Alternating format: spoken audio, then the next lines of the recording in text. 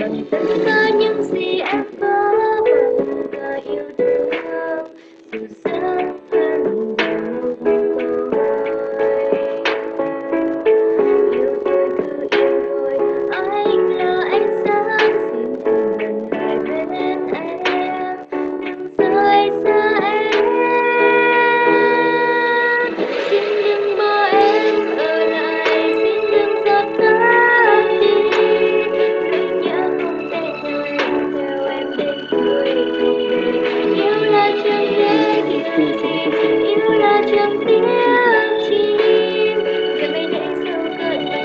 em sẽ đơn đau thật nhiều nhưng không hề hối tiếc và chẳng cần lo âu vì trái tim em không ai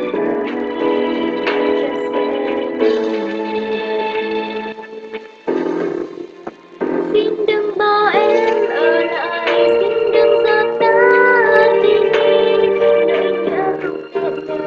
theo em đến cuối cuộc đời yêu là chẳng nhớ điều gì nên yêu là chẳng tiếc